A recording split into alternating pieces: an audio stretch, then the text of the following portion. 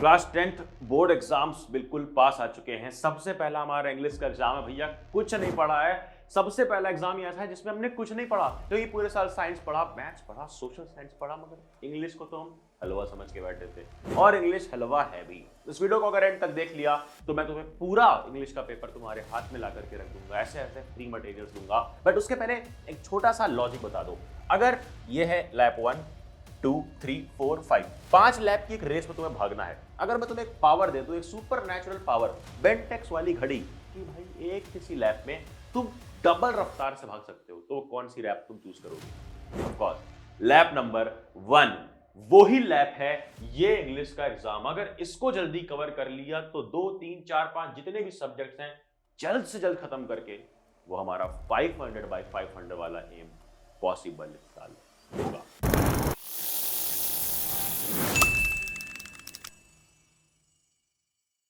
के साथ पढ़ ले, सीनियर्स को भी सब्सक्राइब कर लो ताकि हम रहे 10th के साथ भी और 10th के बाद भी। क्या हाल पढ़ ले गैंग, हम आ चुके हैं अंग्रेजी बीट पे। ये अंग्रेजी बीट ने तुम्हें कर रखा है परेशान, बट आज ना इसकी बैंड बजा देंगे। बस तुम ध्यान से देखते जाना कि सबसे पहले मैं तुम्हें यही समझाना चाहता हूं कि तुम्हारी बैंड बजी हुई है मार्किंग स्कीम की एनालिसिस ना करने की वजह से, क्योंकि तुम्हें पता ही नहीं है कि कहां पर मार्क्स तुम्हारे कट सकते हैं। सबसे पहले इसको इग्नोर करो और इधर देखो मैं क्या ड्रॉ कर रहा हूं। यह है तुम्हारा इस साल का अंग्रेजी का पेपर। क्या बोला? अंग्रेजी का पेपर। ध्यान से देखना क्या है इसमें। सेक्शन ए रीडिंग है, अनसीन पैसेज 20 मार्क्स का। सेक्शन बी में 10 मार्क्स का राइटिंग, 10 मार्क्स का ग्रामर। बट सेक्शन सी है 40 मार्क्स का। अब इस 40 मार्क्स को अगर कब्जे में करना है तो उसकी वेटेज और स्ट्रेटजी को ध्यान से समझना पड़ेगा कि कौन सी बुक से क्या आ रहा है, कितने मार्क्स का। ये यहां पर सीबीएसई ने खुद लिख करके दिया है। नहीं समझ में आ रहा है कोई बात नहीं, क्योंकि मैंने तुम्हारे लिए किया ये एनालिसिस। एफपी का मतलब क्या है? एफपी का मतलब क्या है? फर्स्ट पिक्चर नहीं, फुटप्रिंट। और एफ का मतलब क्या है? अबे फ्री फायर नहीं, फर्स्ट फ्लाइट। हमारी दो किताब है ना, फुटप्रिंट और फर्स्ट फ्लाइट। अब ध्यान से देखो, एक्सट्रैक्ट बेस्ड क्वेश्चंस एक ही आएगा, सिर्फ एक एक्सट्रैक्ट बेस्ड। या तो एक आएगा इससे या तो एक आएगा इससे। ठीक है भैया। शॉर्ट आंसर क्वेश्चन जो कि 3 मार्क्स का होगा, एक क्वेश्चन, वो कितने आएंगे? 2 आएंगे किसमें? फुटप्रिंट में। 4 आएंगे किसमें? फर्स्ट फ्लाइट में। यानी फर्स्ट फ्लाइट में डबल। क्यों डबल होता दिख रहा है? क्योंकि हमें यहां पर पोएम्स भी करनी होती है, जबकि फुटप्रिंट वाली में तो सिर्फ स्टोरीज करनी होती हैं। अब ध्यान से देखना, 2/3 का मतलब है कि 3 रहेंगे, 2 अटेम्प्ट करना होगा। यहां पर 5 रहेंगे, 4 अटेम्प्ट करना होगा। उसी तरीके से लॉन्ग दोनों में एक एक आएगा, 2 में से एक अटेम्प्ट करना होगा। टोटल मार्क्स अगर कैलकुलेट करोगे तो यहां मार्क्स हमारा बनता है 17 या फिर 12, 12 मार्क्स तब अगर इससे तुम्हारा एक्सट्रैक्ट नहीं आया। अगर इससे एक्सट्रैक्ट आ गया तो 17 मार्क्स का तुम्हारा फुटप्रिंट हो गया, और 18 मार्क्स कब? जब एक्सट्रैक्ट नहीं आया। अगर एक्सट्रैक्ट आ गया तो 23 मार्क्स का बन जाएगा फर्स्ट फ्लाइट। यानी डिफरेंस आ रहा है 6 मार्क्स का। 6 मार्क्स ज्यादा आएंगे फर्स्ट फ्लाइट से, क्योंकि इस किताब में हमें पोएम्स भी पढ़नी होती हैं। समझ गए? बट डरना नहीं है, क्योंकि मैं तुम्हें दिखाना चाहता हूं कि हमारे पास है एक सरप्राइज, एक ऐसा सरप्राइज जिसके बाद तुम्हारा पूरा क्लास 10 का गेम बदल जाएगा। क्यों भैया, ऐसा क्या करा दोगे? पिछले ना 5 साल से हमने जो जो कराया है सेम टू सेम उठ के आया है, और तुम अकेले नहीं हो। तुम्हारे जैसे लाखों बच्चे हर साल आते हैं जिनका बिल्कुल ये हाल है, बिल्कुल यहाँ पर, बट उनको यहां से यहां तक उठा करके पहुंचाया है यार। और ये मैं पिछले 5 साल से करते आ रहा हूं, इस साल तुम्हारे साथ करूंगा इस सरप्राइज के साथ, क्योंकि सबसे बड़ी अनाउंसमेंट ये है कि मैं तुम्हें हाथ पकड़ करके पूरा बोर्ड एग्जाम्स 9 से 12, इस 9 से 12 में अगर मेरे साथ आ गए, 9, 10, 11, 12 का 4 दिन मुझे अगर दे दिया, तो 9th फेब को हम कर रहे होंगे राइटिंग और ग्रामर। यानी यहां पर तुम्हारे हो गए कितने? 10 प्लस 10, 20 मार्क्स पूरे। फिर 10th फेब को फुल फर्स्ट फ्लाइट पोएम्स, सारी पोएम्स देखेंगे with all poetic device, with all tricks, keywords, सब कुछ, सेंट्रल आइडिया से लेके हर एक चीज, एंड अनसीन पैसेज भी। यानी अनसीन पैसेज के भी 20 मार्क्स तुम्हारे कंफर्म हो गए। फिर 11th फेब को क्या है?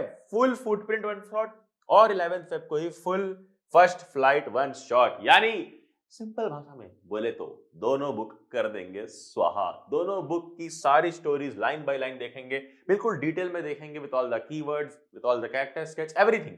एंड आखिर में 12th फेब को करवाऊंगा ऐसे टॉप 111 क्वेश्चन जिनको ना कोई ऐसे टेढ़ा मेढ़ा 11 क्वेश्चन नहीं है, ये ऐसे 111 क्वेश्चन हैं। लास्ट ईयर हमने सिर्फ 100 क्वेश्चंस करवाए थे, उसमें से उठ करके 85% क्वेश्चंस आए। इस साल ऐसे 111 क्वेश्चन लाया हूं जिसमें से 100 क्वेश्चन तो तुम्हें ऐसे दिख रहे होंगे कि तुम बोलोगे भैया किसी और चैनल ने तो ये करवाया ही नहीं, ये किस टाइप के क्वेश्चंस हैं, ये कहां से लेकर के आए हो। ढूंढ ढूंढ करके क्वेश्चंस डाले हैं यार। बस ये सारे सेशंस मेरे साथ देखना, मिस मत करना, मार्क कर लो कैलेंडर, इस चैनल की नोटिफिकेशन ऑन कर लो कि इन डेट्स पर मिस ना हो। और क्या मिस नहीं करनी है, ये 6 गलतियां नहीं करनी है, क्योंकि अगर ये 6 गलतियां करोगे तो कितना भी पढ़ लो मार्क्स अच्छे नहीं आएंगे, क्योंकि यहीं पर सारे लोग इंग्लिश में मार्क्स गवाते हैं। सबसे पहला, लिटरेचर सेक्शन को इग्नोर मार देना, इंपॉर्टेंस ना देना। यार 40 मार्क्स का लिटरेचर है और तुम्हें लग रहा है कि तुम इग्नोर नहीं कर रहे हो क्योंकि तुम पढ़ रहे हो समरी, हिंदी एक्सप्लेनेशन, ये एक्सप्लेनेशन वो explanation, without point number 2 which is NCERT read ना करना। कितने लोग हो कमेंट करके सच सच बताना कि जिसने अब तक पूरी एनसीईआरटी रीड कर ली है, हर एक स्टोरी, हर एक पोयम, दोनों बुक्स की, अभी बताना। क्योंकि मैं गारंटी से कह रहा हूं कि जितने लोग एनसीईआरटी पढ़ते हैं सिर्फ उनको पता है कि अगर ये पैराग्राफ एनसीईआरटी से पढ़ोगे तो तुम्हें कितने सारे कीवर्ड्स मिलेंगे जो सेम टू सेम अगर डाल दोगे ना तो एग्जामिनर को ना मजा आएगा, मजा आएगा कि वो रोक नहीं पाएगा खुद को तुम्हें फुल बाय फुल देने से। कैसे भैया? The house the only one in the entire valley sat on the crest of a low hill. पहला कीवर्ड क्रेस्ट, ठीक है भैया। From this height, one could see the river and the field of ripe corn dotted with flowers. क्या बोला, क्या phrase है? सिर्फ keywords नहीं, फ्रेज भी निकलते हैं। Field of ripe corn dotted with the flowers। अगर इस तरह से लिखोगे तो एग्जामिनर को मालूम पड़ेगा कि हाँ तुमने एनसीईआरटी पढ़ी है। ये नहीं कि सिर्फ लिख दिया कि हाँ कॉर्न का फील्ड था, भुट्टे का फील्ड था, नहीं। Ripe corn dotted with the flowers. फिर उसके आगे क्या कीवर्ड मिल रहा है, ध्यान से देखो। एक कीवर्ड है ये डाउन पार, एक कीवर्ड है ये डाउन पार्ट, कीवर्ड नंबर 3, क्योंकि इसको तुम बारिश लिख सकते हो, रेनफॉल लिख सकते हो, शार लिख सकते हो, बट डाउन पार एनसीईआरटी का कीवर्ड है। और सबसे अच्छा तरीका होता है अगर तुम्हें कीवर्ड्स नहीं मिल रहे हैं तो ये वर्ड मीनिंग जरूर देख लेना, इनको इंक्लूड करना अपने आंसर्स में। अब इस पूरे पैराग्राफ में एक और कीवर्ड इस वाले में छुपा हुआ है, कमेंट करके बताना, इससे मालूम पड़ जाएगा कितने लोग एनसीईआरटी पढ़ रहे हैं और कितने लोग ब्लस, जैसे वो तुम्हें धोखा दे रहे हो, तुम मुझे धोखा दे रहे हो, झूठ बोल रहे हो कि एनसीईआरटी पढ़ रहे हो। क्योंकि पता है सिर्फ वही लोग सच बोल रहे हैं जो देख करके गए हैं हमारे ये लेक्चर्स। इंग्लिश एनिमेशन वाली प्लेलिस्ट के लिंक डिस्क्रिप्शन में दूंगा, जहां सिर्फ 13 मिनट, 14 मिनट, 10-11 मिनट में मैंने पूरे चैप्टर्स एनिमेशन के साथ, यार पैसे लगा करके एनिमेशन के साथ तुम तक पहुंचाए हैं with line by line explanation. यानी नीचे एनसीईआरटी की लाइंस भी चल रही होती हैं, जरूर जाकर चेकआउट करना। अब आगे बढ़ते हैं। अगली मिस्टेक नंबर 3 इज ग्रामर हफ्तों तक पढ़ते रहना। ग्रामर नहीं पढ़ना है, क्या बोल रहा हूं भैया? ग्रामर नहीं पढ़ना है? ध्यान से देख क्या बोल रहा हूं, ये समझ पहले। मैं बोल रहा हूं कि ग्रामर का सिर्फ इतना सा सिलेबस आना है, determiners, tense, modal, subject verb concord, reported speech में, ये 3 कौन कौन से कमांड एंड रिक्वेस्ट स्टेटमेंट वाले क्वेश्चन। अब इनको करने के लिए तुम अगर ये सिलेबस पर ध्यान दोगे तो डर जाओगे, हटा दो। तुम्हें ध्यान देना है नीचे फिलिंग यानी गैप फिलिंग, एडिटिंग और ट्रांसफॉर्मेशन वाली एक्सरसाइजेस आएंगी, वो भी 12 में से 10 क्वेश्चंस मात्र अटेम्प्ट करने हैं। अब अगर तुम ये 10 क्वेश्चंस यानी ग्रामर वाली एक्सरसाइज 3 से 4-5 सैंपल पेपर्स में लगा लेते हो विद लॉजिक तो तुम डेफिनेटली रेडी हो। इंस्टेड ऑफ वॉचिंग टेंस का अलग लेक्चर, डिटरमिनर्स का अलग लेक्चर, मोडाल्स का अलग, इसका अलग, इसका अलग, ये टाइम वेस्ट मत करना। सिर्फ प्रैक्टिस से ही तुम क्लास 10th की बोर्ड एग्जाम्स की ग्रामर बिल्कुल 110% यू फिंगर टिप्स पे कर सकते हो। अगली सबसे बड़ी गलती होती है कि लोग रिवीजन नहीं करते हैं। रैपिड रिवीजन के लिए मैंने तुम्हें दी है ई बुक, जहां से तुम सब कुछ रिवाइज कर सकते हो।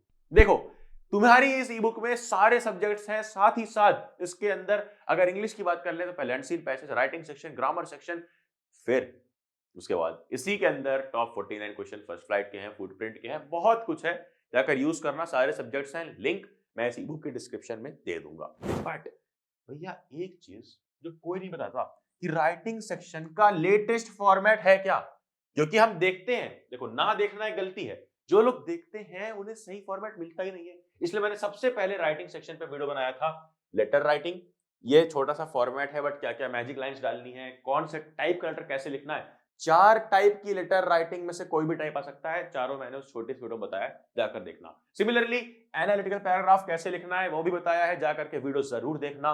एंड सबसे इंपॉर्टेंट बात कि डेली अनसीन पैसेज सॉल्व करना एक गलती है, क्योंकि 3 तरीका है, 1, 2 और ये बाहर वाला गोला। अब तुमसे अगर मैं बोलूं कि सबसे पहले ये है सेफ जोन, तो पहले ये कंप्लीट करोगे, या फिर मिड वाला जोन, या फिर सबसे आउटर जोन। आउटर जोन मतलब जो हमारे कंट्रोल में नहीं है, जैसे अनसीन पैसेज। क्या बोल रहे हो भैया, ध्यान से देखो। अनसीन पैसेज जो कि 20 मार्क्स का है, जो अनकन्वेंशनल है, यानी हम ऐसा कभी नहीं कर सकते कि हम जो अनसीन पैसेज पढ़ के गए हैं वही सेम टू सेम उठ करके आ जाए, कभी नहीं होगा। बट जो सेफर साइड है वो ये है कि हम अपना 40 मार्क्स का लिटरेचर सेक्शन जो उन दोनों बुक्स में पढ़ेंगे ना, वहीं से आएगा। तो पहले सेफर साइड के 40 मार्क्स कंप्लीट करना। फिर मिड वाले में क्या आता है, मिड वाले में आता है सेक्शन बी, जहां पर तुम्हारा राइटिंग और ग्रामर रहेगा, वो कंप्लीट करना 20 मार्क्स। आखिर में इस अनसीन वाले 20 मार्क्स के ले जाना। बेवजह इस अनसीन के 20 मार्क्स के लिए इन दोनों की प्रैक्टिस को हैम्पर मत होने देना, डिस्टर्ब मत होने देना। This is the smartest strategy you can use. अब कई लोग बोलते हैं कि भैया पेपर अटेम्प्टिंग स्ट्रेटजी क्या होनी चाहिए, मेरी तो स्ट्रेटजी गलत है, इसलिए मेरा इंग्लिश का पेपर नहीं कंप्लीट हो पा रहा है, मेरे प्री बोर्ड में तो मैं लिख रहा था और आखिरी में टीचर ऐसे पेपर छीन के गई जैसे उसकी बेटी को लेटर लिख रहा था। खैर खैर खैर खैर, इधर देखो इधर देखो इधर, ये देखो। कोई बोलेगा सेक्शन ए पहले, फिर बी पहले, फिर सी पहले। कोई बोलेगा सेक्शन सी पहले, फिर बी बाद में, फिर ए बाद में। कोई बोलेगा कि सी बी सी ए, कोई बोलेगा सी ए बी। अब बता दो भैया हम क्या करें, बताओ। इतनी जल्दी जल्दी से मैंने लिखा है, बता दो क्या करें। पता है क्या करना है, पता है? तुम्हें खुद से 3 सैंपल पेपर सॉल्व करने हैं और खुद पता करना है कि तुम्हारी स्ट्रेटजी क्या है। सबका मैजिक मेथड अलग है, अपना खुद का मैजिक मेथड ढूंढो। 3 सैंपल पेपर्स लगा करके खुद डिफाइन कर लोगे कौन से सब्जेक्ट में कौन सा सेक्शन पहले करना है। नहीं किया है तो बस एक सिंपल सा स्टेप, पढ़लेक्स ऐप इंस्टॉल करो। यहां पर तुम्हें सैंपल पेपर्स मिल जाते हैं, क्विज मिल जाता है, कई सारे शीट्स मिल जाती हैं, और भी काफी चीजें हैं इसके अंदर। कई सारे लाइव सेशंस भी होने वाले हैं। ऐप इंस्टॉल कर लेना। एंड अगर तुम्हें प्रॉपर ई बुक का पीडीएफ और कई सारे नए नए पीडीएफ, स्ट्रेटजी वाले पीडीएफ भी चाहिए, तो फटाफट से आ जाओ। टेलीग्राम पर सर्च करो पढ़ ले अक्षय, या फिर लिंक डिस्क्रिप्शन में दे दूंगा। मिलते हैं टेलीग्राम चैनल पर, और जितनी भी डेट्स मैंने बताई मिस मत करना। 4 दिन के अंदर पूरी इंग्लिश कुक कर देंगे, जला देंगे मिल करके। आना, साथ में जलाएंगे। बस नोटिफिकेशन कर देना कि कोई भी सेशन मिस ना हो। एंड फिर करना क्या है, तुम्हें जाना, जा पढ़ ले,